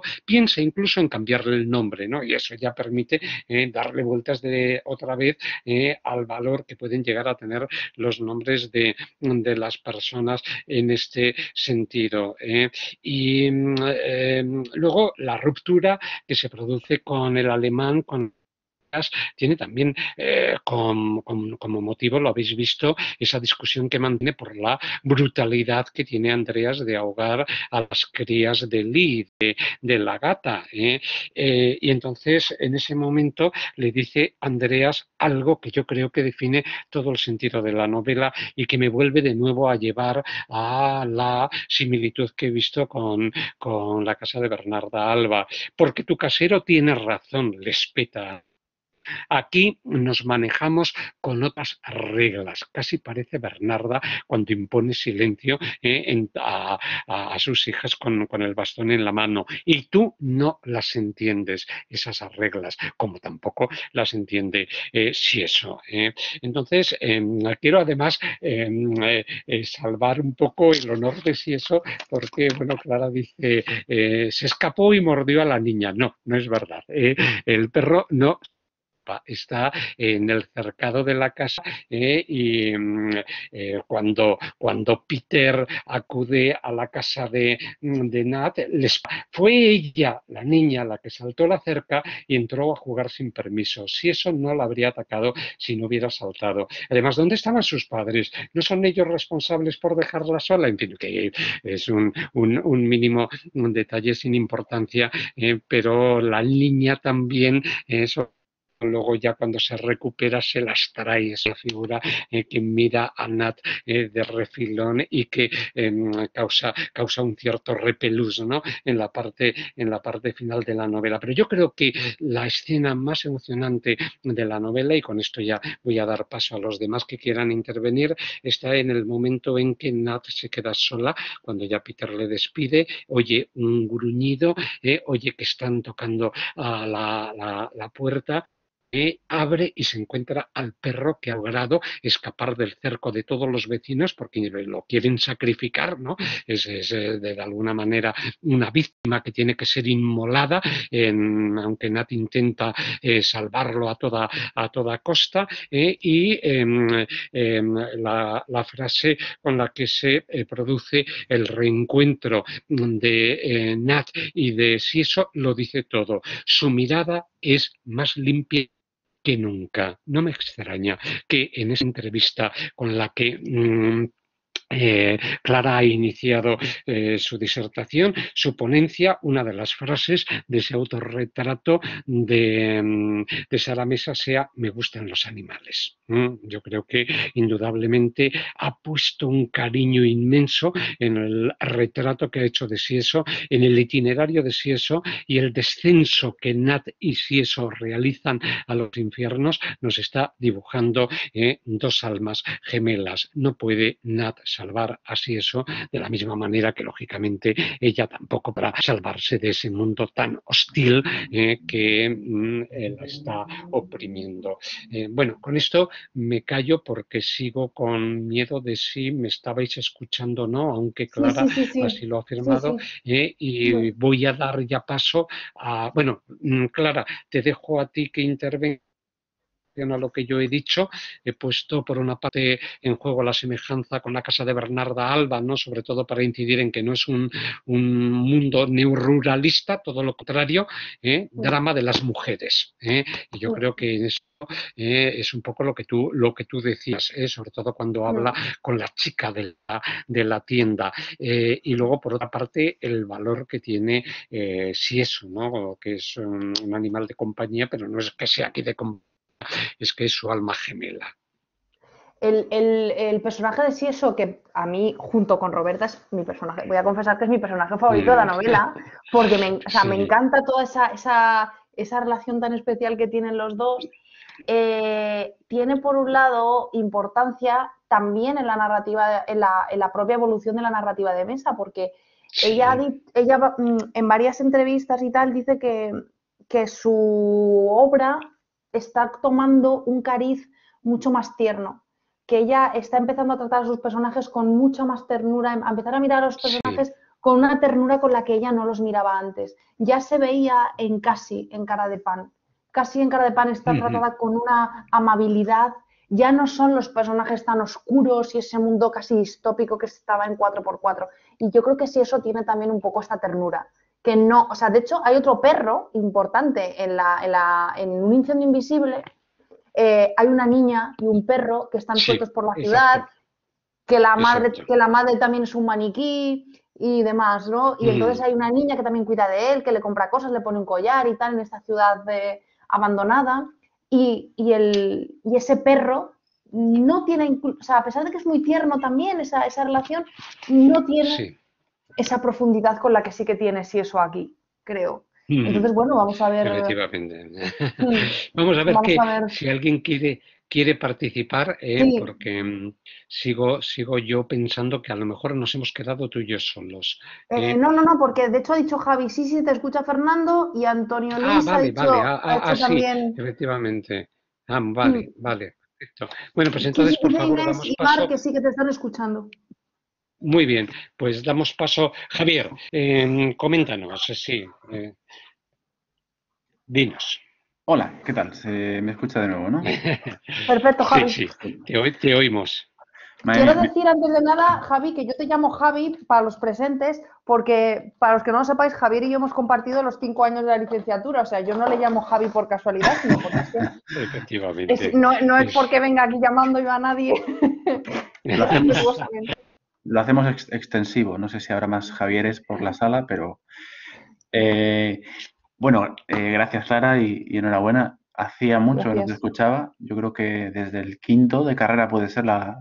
Sí, no, después nos vimos otro día, creo. Algún otro día nos hemos visto. Sí, pero me refiero en el plano académico, ¿no? Un poco una presentación. Sí, sí. Bueno, que gracias por presentarnos a la autora. Casualmente esta semana la directora del departamento de aquí tenía el libro bajo el brazo. Si lo llego a saber, es que no me di cuenta, le aviso, aunque hoy tenía trabajo. Y bueno, creo que has demostrado que es un libro interesante. Yo no tengo mucho que aportar, más que felicitarte y bueno, me ha gustado que hicierais la precisión sobre si se trataba de novela neorural o no neorural, que al no haberla leído no podía definirla yo porque se confunde mucho, ¿no? Aparece el campo y ya es neorrural todo, ¿no? Y, y por otra parte, pues solamente cuando al comienzo señalabas ese momento de silencio donde aparecían determinados sonidos, no sé si has llegado a utilizar un concepto de Safer, el de paisaje sonoro. No, no o sea, sí que lo conozco, pero no lo he llegado a Ah, utilizar. que a lo mejor te sería útil Vale, para sí, este lo tipo de apunto, sí. contextos, que Ujú, además es de Lorca, ¿no? Si no recuerdo mal, ujú, y es una una manera muy bonita de Mm, definirlo. sí. totalmente. Además, esta novela que se abre desde el silencio en el primer párrafo, como habrás visto, resulta también de Sí. Mm. enorme interés, ¿no? Esa alusión. Enrique, quería... Clara, ¿quieres decirle algo a Javier? No, que muchas gracias, Javi, por la apreciación. Gracias. Perfecto. Nada, nada. Ay, enhorabuena por lo de la tesis, por cierto.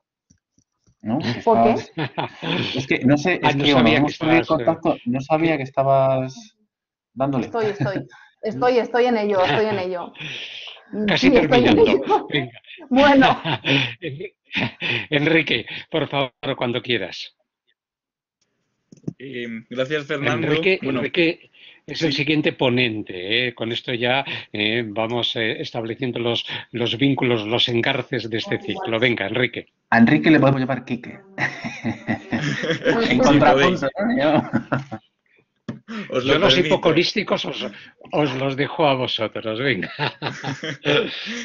Bueno, muchas gracias, Clara, porque la verdad es que ha sido un análisis, no sé, muy bien hilado, muy completo. Yo creo que, bueno, tú dices que te has dejado cosas en el tintero, pero vamos, a mí no se me ocurren muchas, la verdad. Creo que has tocado la novela al completo, así que, bueno, enhorabuena porque ha sido una pasada de presentación.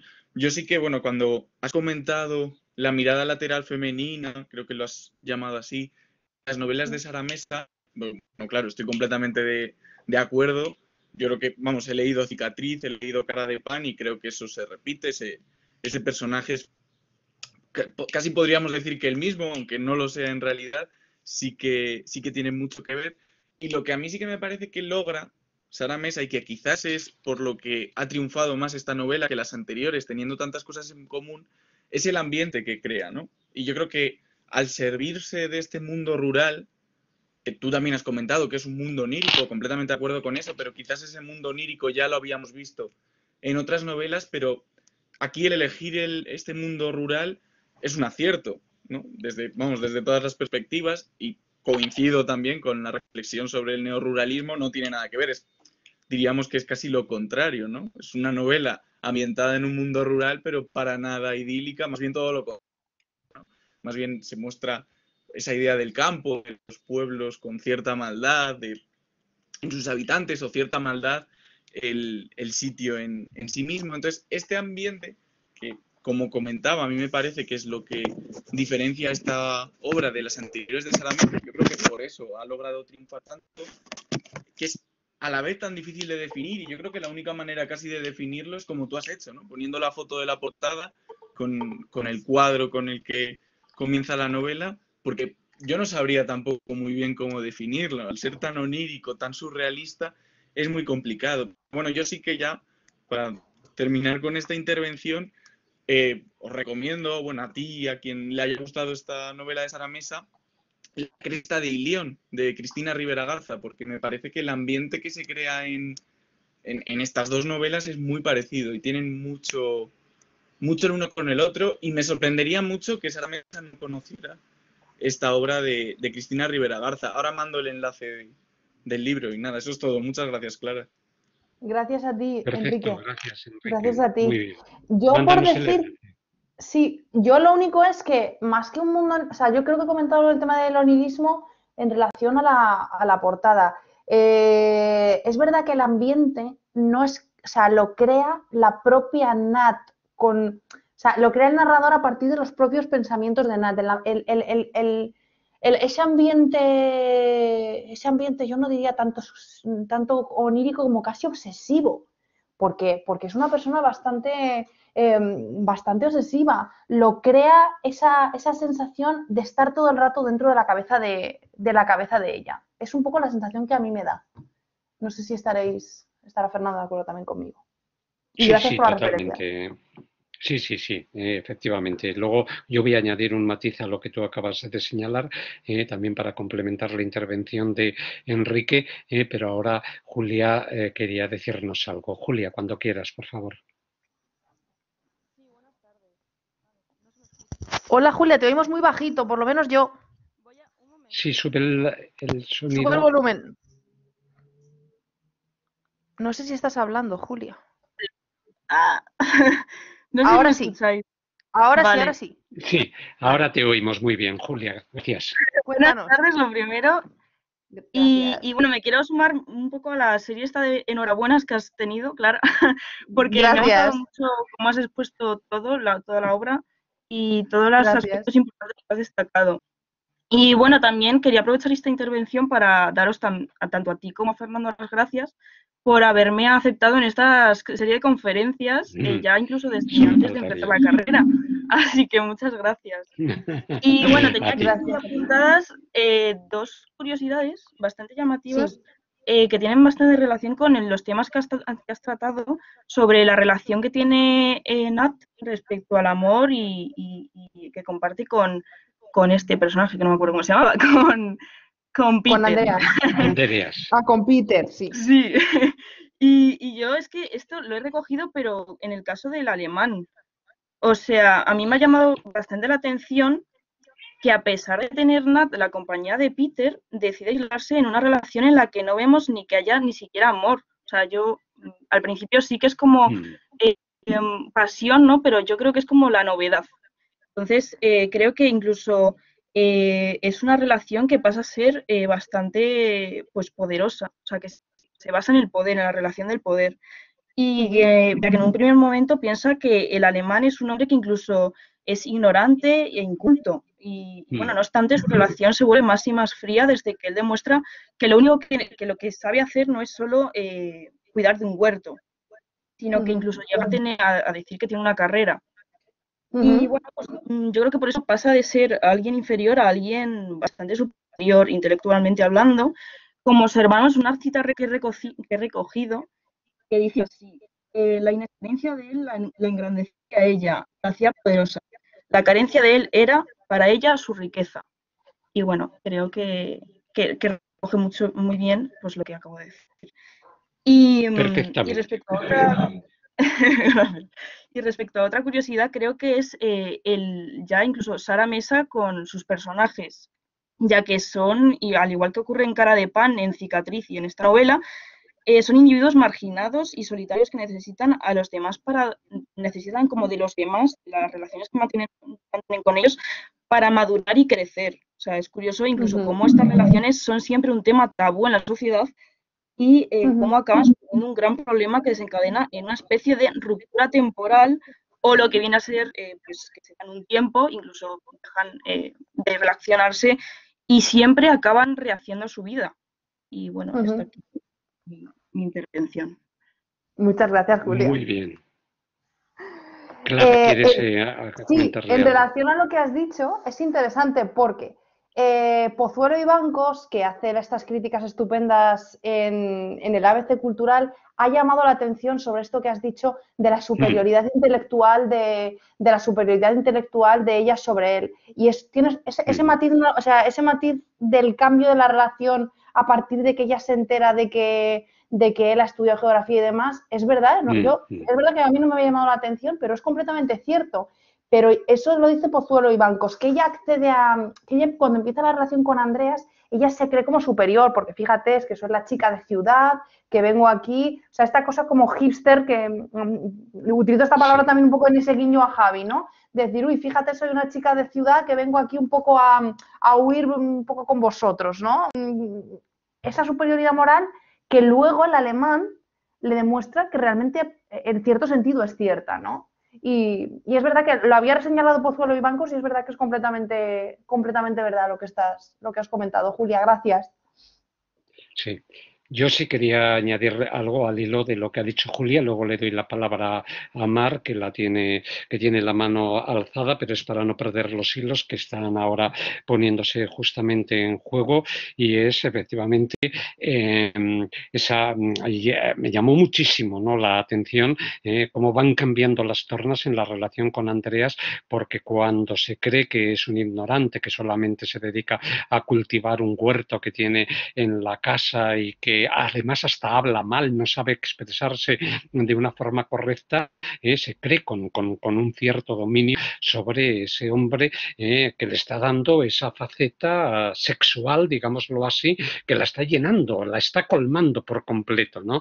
Ese término de explotar que estaba en esa cita que ha leído Clara es evidente, ¿no? Y los primeros encuentros que mantienen, bueno, son plenamente felices en este sentido.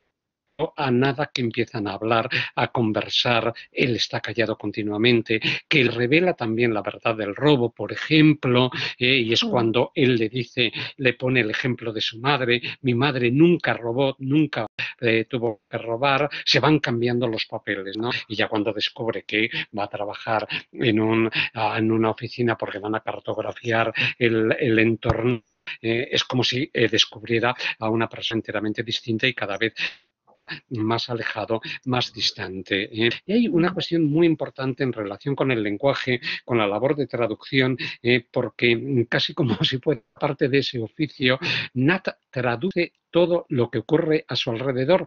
No solamente ese libro literario que se ha llevado, sino que traduce los gestos, las actitudes, los comportamientos de las personas que la rodean. En un momento determinado, Andreas le pregunta, ¿por qué necesitas interpretarlo todo? Es una frase que está también cargada de sentido y es como se comporta con Andreas. Registra, dice ese narrador, como quien lleva un riguroso inventario las veces que le toca una mano, etcétera, etcétera, ¿no? Es decir, está actuando con una voluntad Nat que es la que le impide realmente ser feliz, porque Nat es una persona que busca algo y busca ser feliz, busca realizarse, busca de alguna manera algo que complete, le dé un sentido a su vida. Y ese es un poco también el desarrollo de ese itinerario. Luego,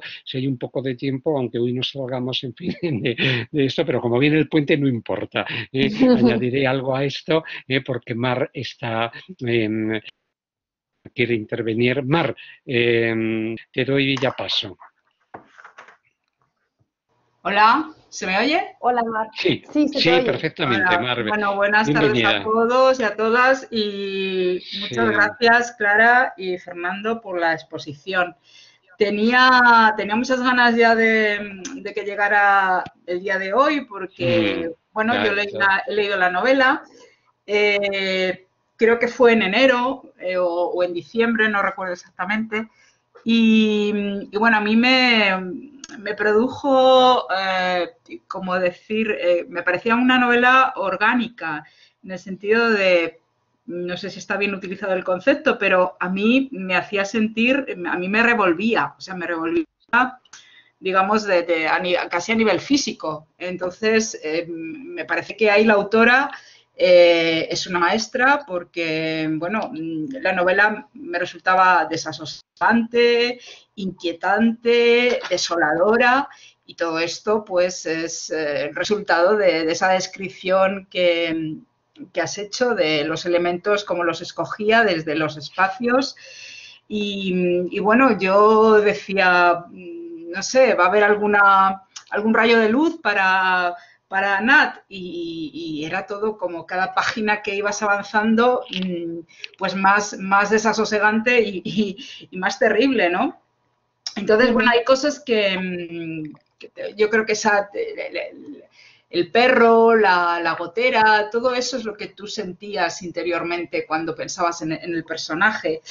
A mí luego ha habido cosas que también me sorprendían digamos, desde la perspectiva de ella.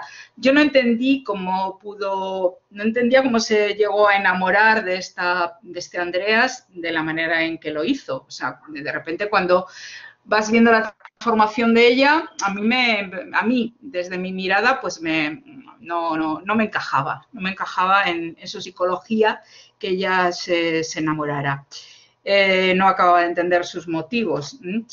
Luego, a la vez, también otra reflexión que has señalado tú, Clara, es el título de la novela, ¿no? O sea, yo digo, bueno, ¿y por qué ha puesto este título? Que cuando tú te asomas a las primeras páginas crees que va a ser algo, no sé si decir amoroso, evidentemente, pero pues amable, pues de color, y te encuentras esto, pues yo no entendía muy bien qué es lo que pretendía contar ella, y ella también, de hecho, a eso hizo ese guiño de decir, bueno, pues que ya el lector lo intente interpretar, ¿no? Creo recordar, ahora no me acuerdo muy bien, que hay una mano o un toque de humanidad en unos vecinos que son mayores. No sé si esto Sí, es... en Roberta y Joaquín. Vale, sí, Joaquín, sí, lo hemos había por ahí, comentado. había unos personajes que dan un poco de calor a toda este espacio gris en el que ella se encuentra. Y también creo que, bueno, yo también me sorprendí cuando descubrí que Andreas tenía estudios. Yo creo que ahí juega un poco también ella con el tema de los prejuicios o de las expectativas, ¿no?, que puede llegar a tener sobre una persona, porque no te esperas que alguien que no se expresa, que lleva ese tipo de vida, pues de repente un día va y dice que tiene estudios superiores, ¿no? Bueno, no sé qué más contar. A mí, por ejemplo, luego pensando en lo que me hacía sentir en la novela, lo relacioné con una película de Polanski, que es La semilla del diablo. Es como cuando tú llegas a un sitio, en principio parece que todo va a estar bien, y de repente por debajo hay un sótano que va emergiendo.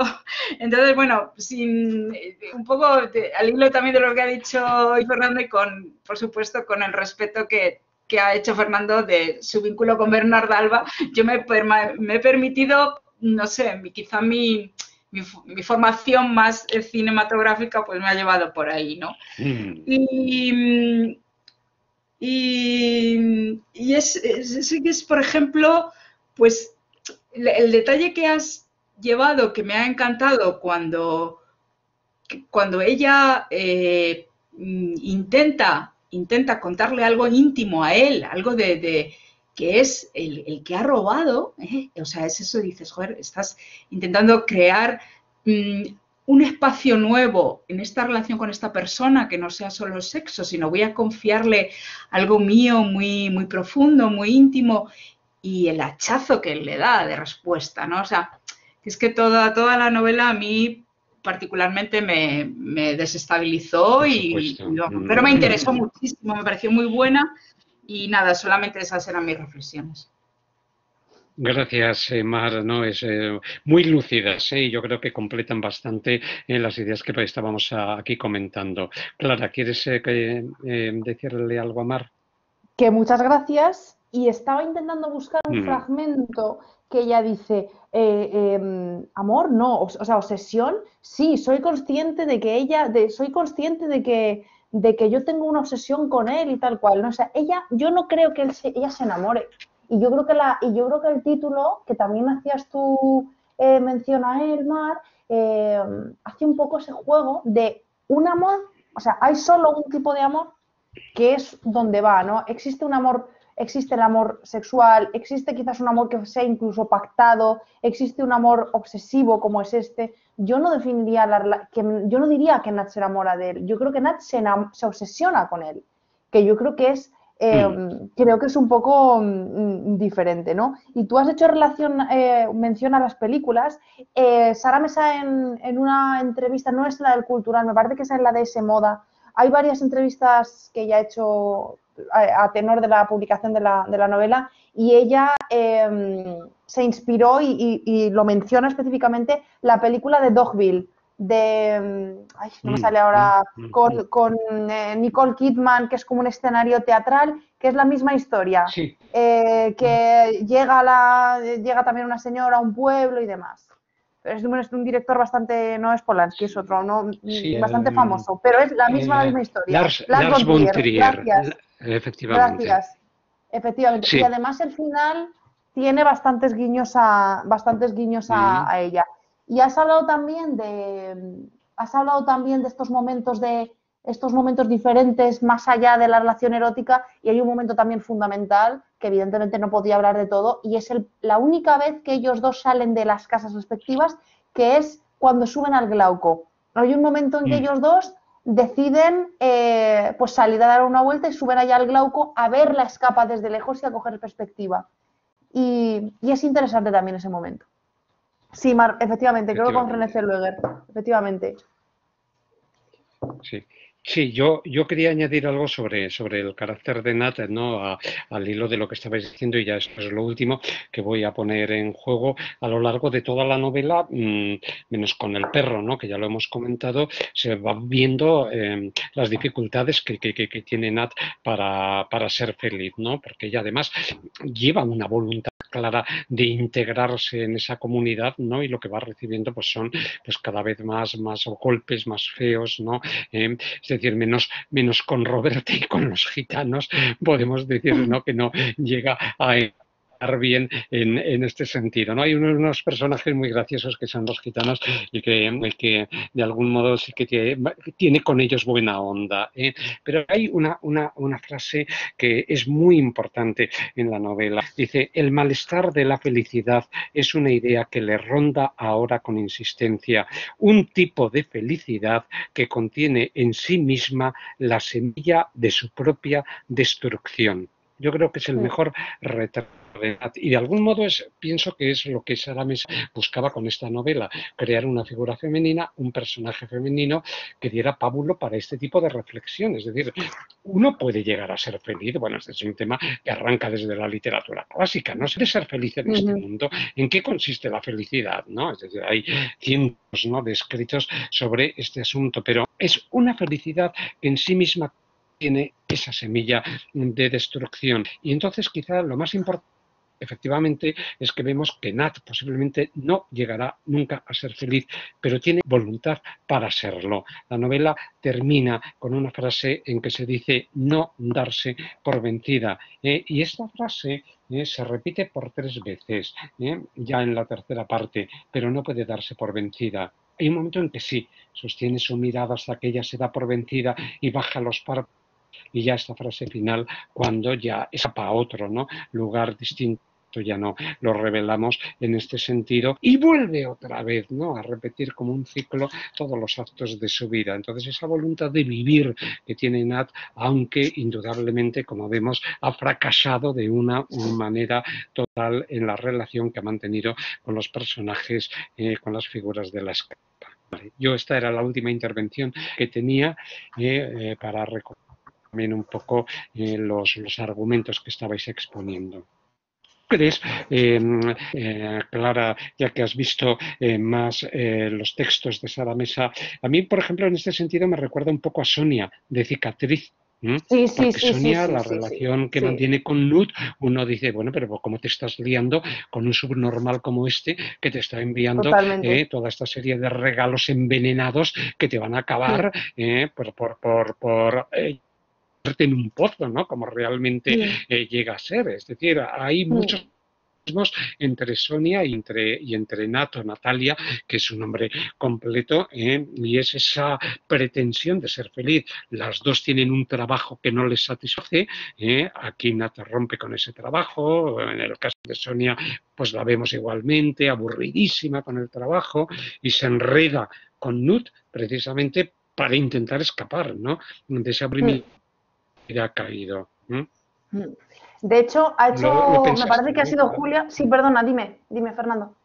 No, que digo que lo pensaste en la relación con Sonia. Sí, claramente. Y de hecho, ha hecho Julia mención, me parece que ha sido Julia, no sé si ha sido Julia o Mar, al asunto de la novedad, de cómo Nat, para ella, el momento en que más intensa es su relación con Nut, con el alemán, como evidentemente suele ser, pues es al principio, ¿no? Y de hecho hay un estudio de esta chica, María Ayete Gil, Fernando, de la que hemos hablado, que Ayete Gil, que hace todo un paralelismo entre ese concepto de la novedad, de cómo Sonia utiliza a Nut como un producto, hoy en día, ¿no? Pues como igual que quien se compra, yo qué sé, una chaqueta, se la pone mucho porque ¡ay, qué bonita la chaqueta nueva! Y a los 15 días se casa de él y pasa otra cosa. Pues eso hace Sonia con Nut. Nut le empieza a escribir, empiezan a mantener esa relación, pero en cuanto encuentra a Verdú, que es el hombre con el que se acaba casando, y la novedad de Nut deja de ser una novedad y es Verdú la novedad nueva, por así decirlo, comienza a pasar de Nut. Cuando se cansa de Verdú, vuelve otra vez a Nut. O sea, se aplica un poco la misma lógica que con los objetos en el mundo de hoy en día, ¿no? Y esta académica María Yettegil hace un poco lo mismo. Y el tema de la novedad creo que también aquí, en cierto sentido, no tan claro como en Cicatriz, evidentemente, pero es verdad que también podría rastrearse. Es verdad que tampoco está lejos, es verdad. Pero sí, es verdad. Son personajes muy, a ver, pues muy en la línea de Sara Mecha. Esos son sus temas. O sea, el tema del poder, pues es que está ahí, es latente, es uno de los temas centrales, ¿no? Pues eso, está en los lados de Mala Letra también, o sea, es que es el tema, digamos, más importante de toda su narrativa, ¿no? Son temas abordados para incomodar a los lectores, ¿no? Y Marlo decía que mientras iba leyendo la novela se sentía, ¿no? De alguna manera, pues inquieta, ¿no? Porque lógicamente te toca muchas fibras y dices, oye, los seres humanos somos de este modo, ¿eh? Entonces, claro, es un poco ponerte ante un espejo, ¿no? Y verte reflejado a lo mejor que dices, oye, pues lo desconocía, ¿no? Que yo podía llegar a ser así o comportarme así con los que me rodean, ¿eh? Y esta es también una de las habilidades que tiene Sara Mecha, ¿no? Remover conciencias, ¿eh? Yo creo que en ese sentido es una gran novelista. Muy bien, ¿alguien más? Oye, nos hemos extendido mucho, ¿no? Porque ya sabíamos que esta hora iba a dar mucho juego, como dio, por supuesto, la del jueves pasado, la de poeta chileno, que también se nos quedó corto que se nos queda hoy. ¿Alguien quiere añadir algo? Porque estamos ya en las 18:50. Pues bueno, os animamos, los que no hayáis leído Un amor, son 185 páginas, pero veis que son intensísimas, y que de algún modo no se puede desperdiciar ni una línea ni una palabra, porque están muy bien medidas, ¿no? Todas las reacciones que quieren provocarse o que buscan provocarse en los lectores. Si os parece, pues voy a espero que pueda cerrar la grabación porque estoy yo muy incomodado, ¿vale? Pues no lo sé. Si me va a dejar. Bueno. Creo que igual se va a acabar cuando nos despidamos y cerremos todos igual. Pues gracias a todos, que no lo he señalado. Sí, muchas gracias muchísimas gracias. Yo no sé si va a quedar grabada esta sesión porque al menos a mí me está dando muchos problemas. Aquí pone que sí, Fernando pone se están grabando los mensajes, o sea que, y sí que sale el icono, yo sí que tengo aquí un icono. Espero que entonces. De hecho, a mí me da la opción de detenerla. A mí me da la opción de detenerla como presentadora. Detén la grabación, por favor, ahora. Vale.